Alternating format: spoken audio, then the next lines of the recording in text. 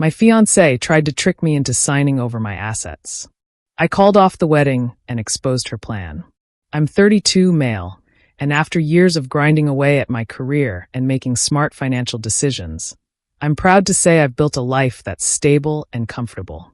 I own a modest home, have a decent investment portfolio, and I'm finally at a place where I can start thinking about the future. That's why, when I met my now ex-fiancée, who I'll call F, I thought I had found someone to share it all with.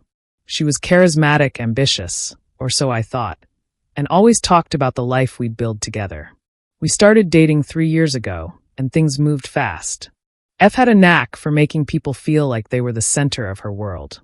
She was supportive and kind, or at least, that's what she wanted me to believe. When I proposed after 2 years, she said yes immediately, and I genuinely thought we were on the same page about everything. The first red flag came shortly after our engagement. F started bringing up the idea of merging our finances. "We're going to be married soon," she said casually one evening. "It just makes sense to have a joint account and share everything." I wasn't opposed to the idea entirely, but something about the way she framed it felt off. She wasn't just suggesting a shared account for bills or expenses. She wanted full access to all my assets. "We can discuss that," I said, trying to keep things neutral. "But I think it's important to maintain some financial independence." Her smile faltered. "Independence? Why would we need that? Marriage is about trust." It felt like an emotional jab, but I brushed it off. Maybe she just had a different perspective. Over the next few months, F started pushing harder. She'd drop comments like, "It's weird that you don't trust me enough to share your finances," or "If we're building a life together, why keep things separate?" Each time, I'd explain that trust wasn't the issue. I just believed in maintaining clear boundaries. She didn't like that answer. Things took a darker turn when she started bringing documents for me to sign under the guise of wedding planning. One day, she handed me a thick packet of papers saying, "This is just a standard prenup. It'll protect both of us." "Sure," I said, flipping through the pages. But as I skimmed the legal jargon, something caught my eye. There were clauses that heavily favored her, giving her rights to my home, a percentage of my investments, and even future earnings in the event of a divorce. I looked up at her. "This doesn't seem fair." She gave me a sweet, rehearsed smile. "It's just legalese. Don't overthink it." Her casual dismissal of my concerns set off alarm bells. I told her I needed more time to review the documents and that I'd have my lawyer take a look. Her reaction was immediate and telling. "Your lawyer," she snapped. "Don't you trust me? This is just standard stuff, and now you're making it a big deal." "F, this isn't about trust," I said calmly. "These documents have serious implications, and I want to make sure everything is fair for both of us." She rolled her eyes but eventually relented. "Fine. Do whatever you need to feel comfortable." A few days later, my lawyer called me after reviewing the paperwork. "You need to be careful," he said. "This isn't a standard prenup. It's written in a way that could leave you financially vulnerable. It essentially gives her claim to most of your assets, even those acquired before the marriage." My blood ran cold. "What do you mean?" "She'd have a right to your house, your investments, and even a portion of any business ventures you pursue in the future.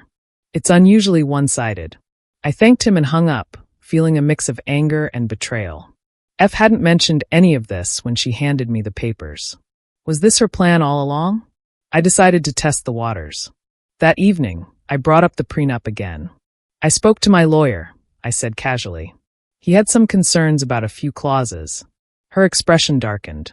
"You got a lawyer involved? I can't believe you'd do that without telling me." "I told you I'd have someone look at it," I said. "And it turns out, this document is anything but standard." "Care to explain?" She hesitated, then tried to play innocent. "It's just what my family's lawyer recommended. They said it was better to be safe than sorry." "Safe for who?" I asked pointedly. "Because it sure doesn't seem like it's designed to protect me." Her mask slipped for a moment, and I saw a flash of frustration. "Fine," she said. "Maybe it's a little skewed, but that's only because I've had bad experiences in the past. You wouldn't understand. Then let's work together to draft something fair," I suggested. Her response was immediate, "No. Either you trust me enough to sign it, or maybe we shouldn't be getting married." That was the moment I realized this wasn't about love or trust. It was about control. She wasn't looking for a partnership. She was trying to secure her financial future at my expense. The next day, I decided to dig deeper. Something about F's urgency to push this document on me didn't sit right.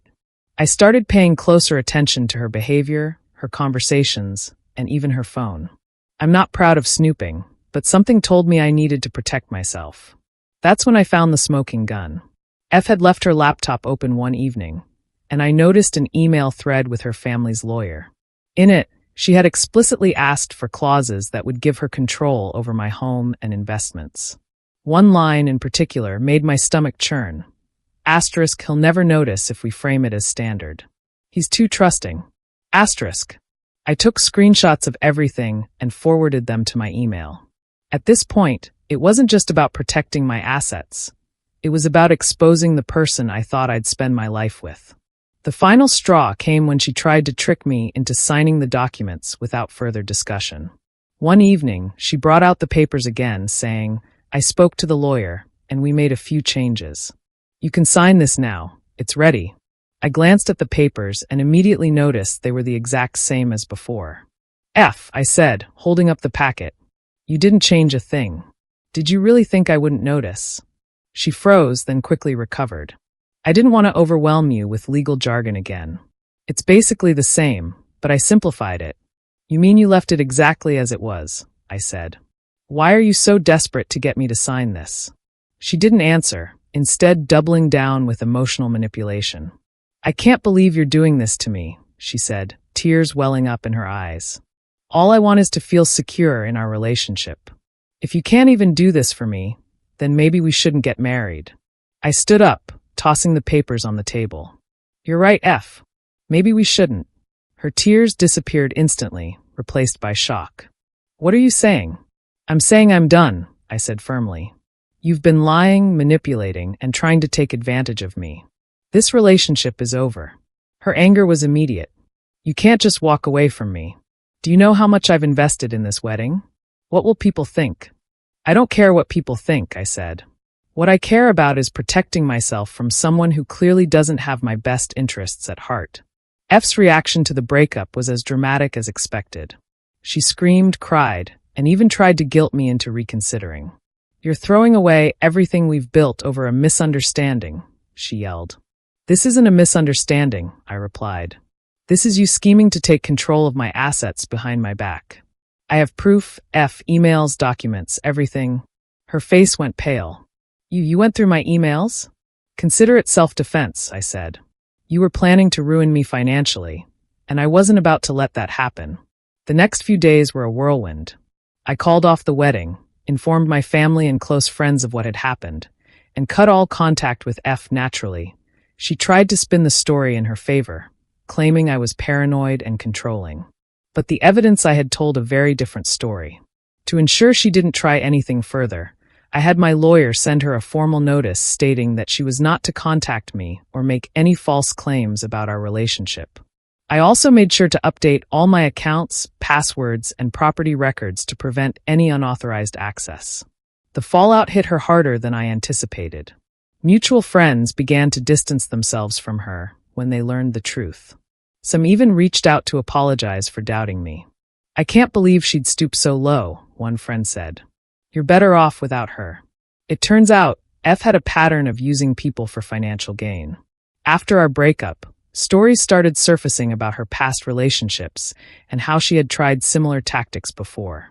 It was both infuriating and vindicating to realize that I had been just another target in her web of manipulation. In the months that followed, I focused on rebuilding my life.